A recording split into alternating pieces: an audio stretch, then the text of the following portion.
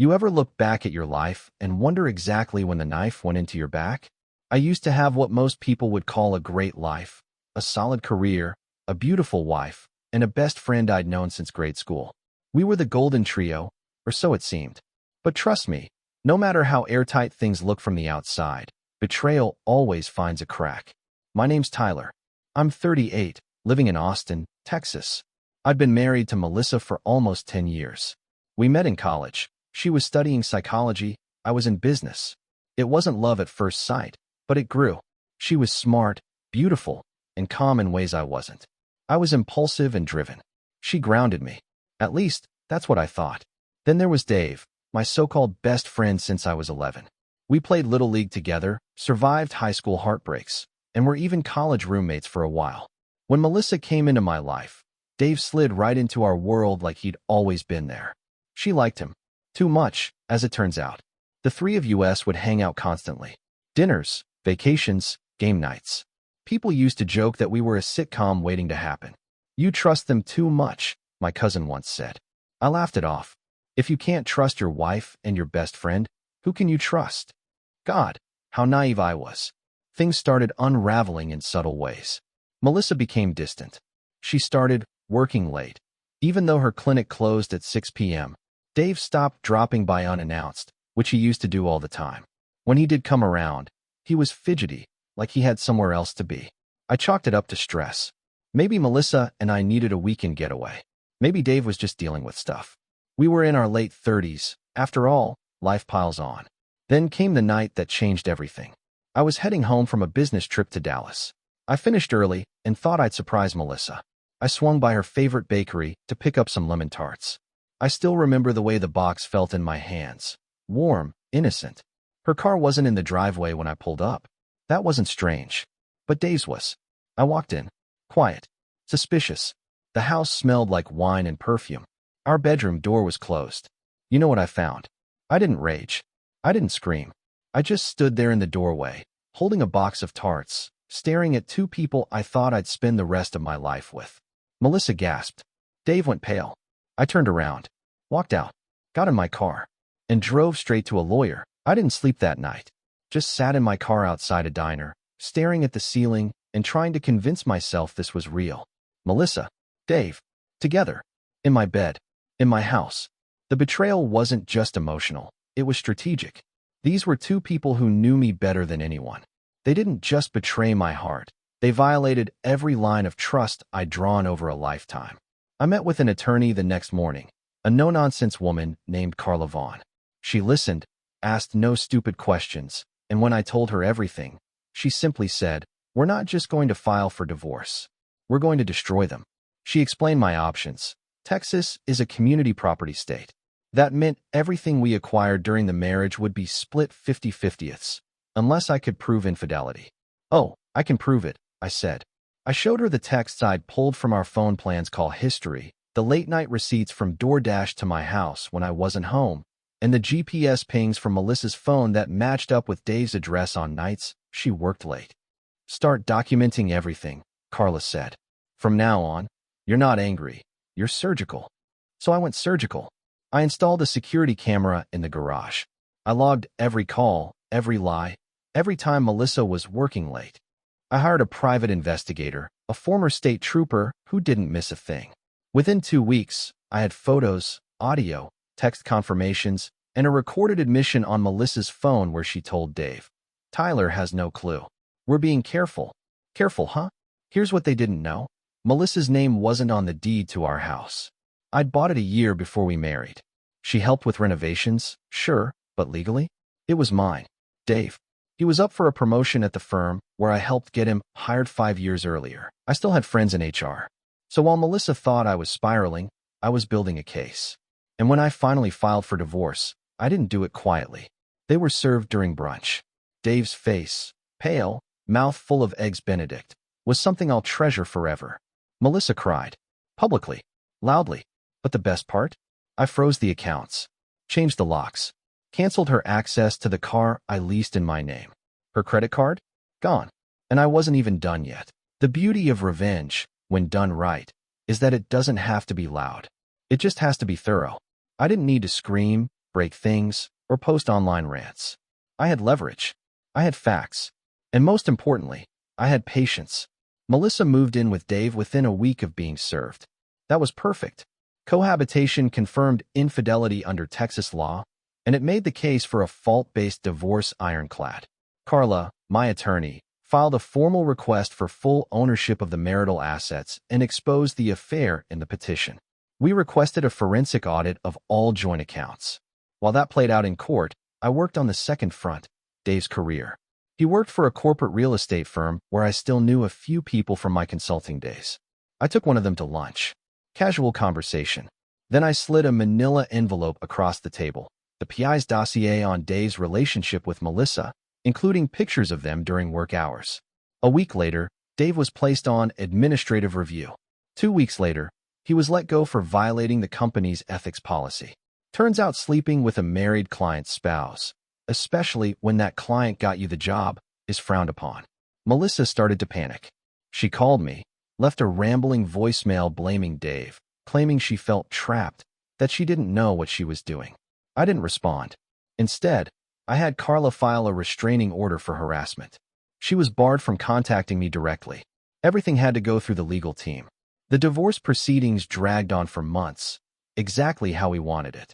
Carla delayed, negotiated, exposed, and leveraged every inch of my airtight case. We submitted receipts of all the luxury items Melissa bought on my card while seeing Dave. The court didn't like that. Eventually, the judge ruled in my favor. I kept the house, my retirement accounts, my business assets.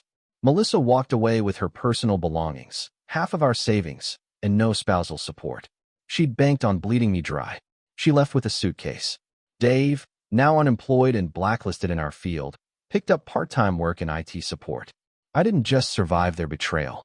I made it cost them everything. After the court ruling, the dust didn't settle, it thickened.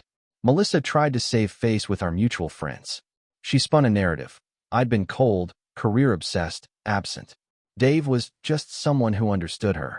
But when the truth came out, when people saw court documents, when Dave's job loss leaked through the professional grapevine, their story didn't hold up. Our social circle didn't buy it. Invitations dried up. Brunches skipped them. They became pariahs in their own neighborhood. I didn't say a word. I didn't need to. Meanwhile, Melissa moved out of Dave's condo and into a cheap apartment across town. She couldn't afford her lifestyle anymore. The luxury handbags, the salon visits, the boutique yoga classes, all gone. I heard she took a second job at a wellness spa just to make rent. Dave was faring worse. Fired from a top-tier firm, now doing IT troubleshooting for a chain of call centers, and last I heard, he was Ubering in the evenings to keep the lights on. I wasn't spying. People just told me. Karma has a mouth. And then something happened I didn't expect. Melissa filed a motion to reopen spousal support negotiations, claiming financial hardship. Carla and I met it head-on. We presented all her past luxury purchases, her deliberate cohabitation with Dave, and submitted her Instagram photos. Yes, even private ones, where she flaunted new beginnings with captions like "no regrets." The judge threw it out. But the message was clear. They weren't just losing. They were sinking. And I'd just signed a new consulting contract with a Fortune 100 company. The contrast was cinematic. I didn't rejoice exactly, but I smiled.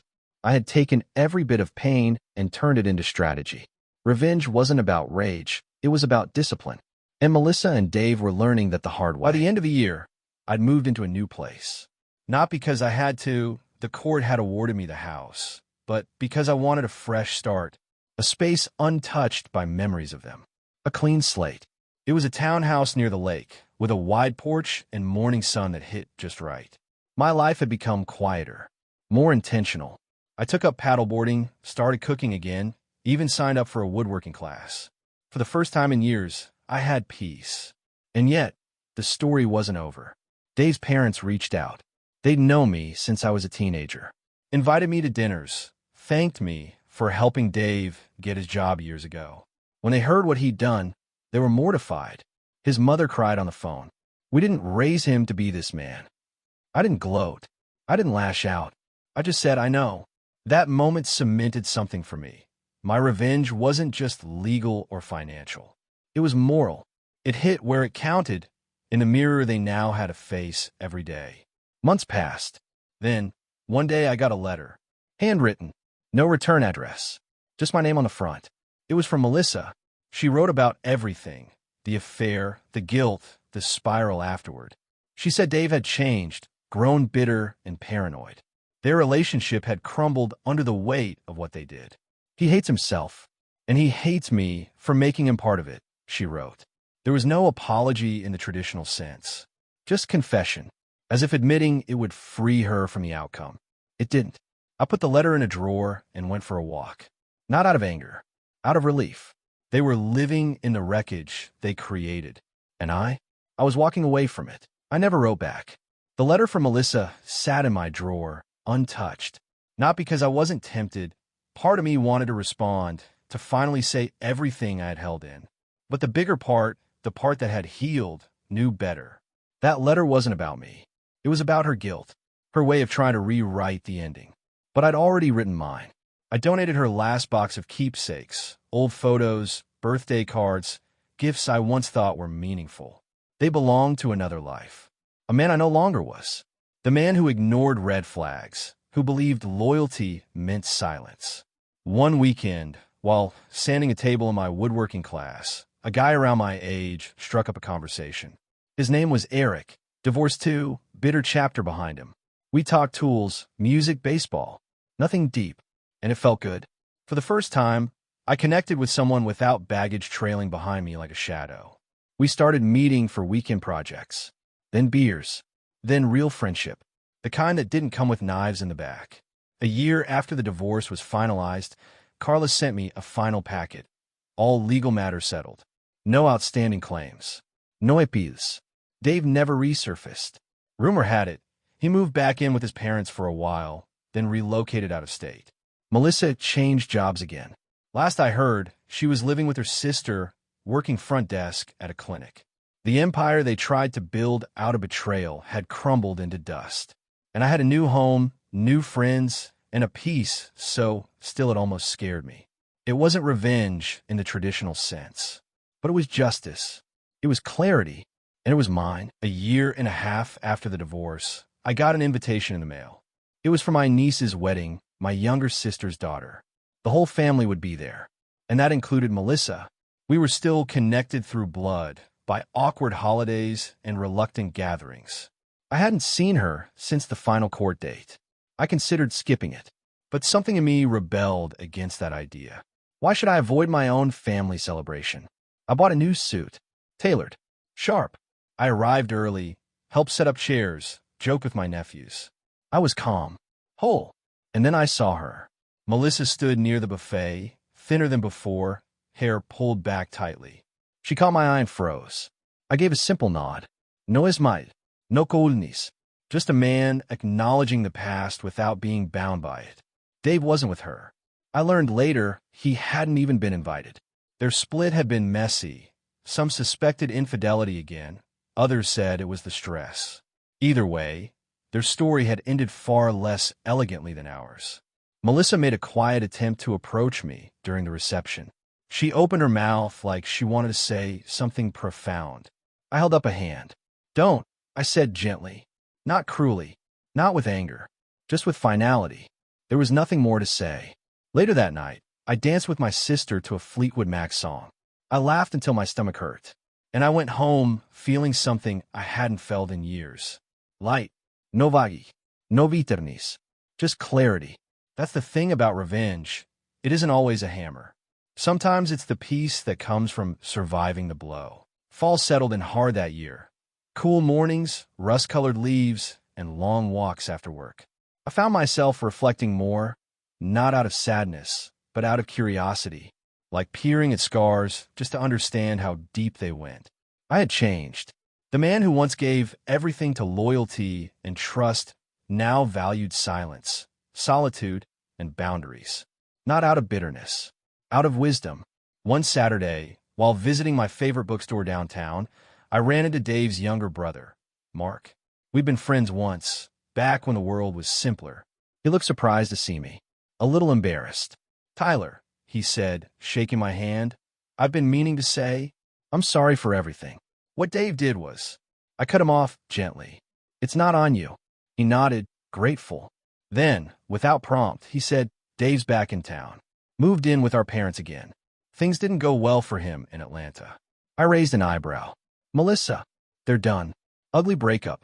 She got into some legal trouble too. Unpaid taxes. Fraud. Maybe. Nobody's sure. I nodded again. Not with satisfaction, not even with surprise. Just with closure. As I walked out of the bookstore, I realized something. The universe has a rhythm. It may not move fast, but it moves fair. And when you let go of the need to chase revenge, sometimes it circles back to you in the form of truth. Melissa and Dave had left ruins in their wake, but I had built something better, a life. Thanksgiving came. The first in years I didn't dread. My family gathered at my sister's house. Warm food, louder kids, the smell of cinnamon and baked ham drifting through every room. At some point between dessert and the post-internet wave, my mom pulled me aside. Melissa called, she said quietly. Asked about the family dinner. She wanted to come. I didn't respond immediately. She didn't, my mom added quickly. I told her this isn't her place anymore. I looked down at my cup of cider. Thanks for telling me. It hit me then. For so long, I felt like I was the one who had to protect people, to carry the shame, the disappointment, the betrayal. But this time, my family had my back. Later that night, I stood outside watching the stars blink through chilly air. My niece brought me a blanket. She wrapped it around my shoulders, leaned against me. I'm proud of you, she said. I didn't ask why. I knew. Boundaries are powerful. They're not walls. They're bridges with gates. You choose who walks across. And Melissa and Dave? They lost their key long ago. I wasn't bitter. I wasn't gloating. I was simply done. There's freedom in that. 2 years to the day after I walked in on Melissa and Dave, I found myself standing in the same bakery where I'd bought those lemon tarts. Same smell. Same counter. Same old man behind the register who gave me a quiet nod of recognition. Back again, he said. Yeah, I replied, starting a new tradition. I picked up a box, not for her this time. For me, because healing deserves sweetness too. That night, I lit a fire in my new home's fireplace. I poured a drink.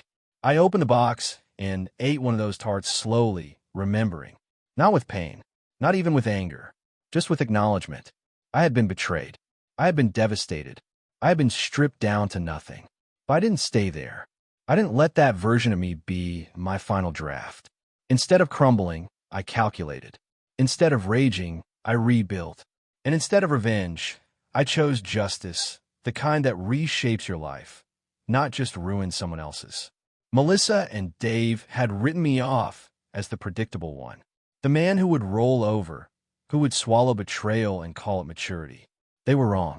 I'm not a man who forgets, but I am a man who forgives silently, through distance, through peace, through thriving. Because the greatest revenge isn't fire or fury. It's becoming someone they can never reach again. And I had done exactly that.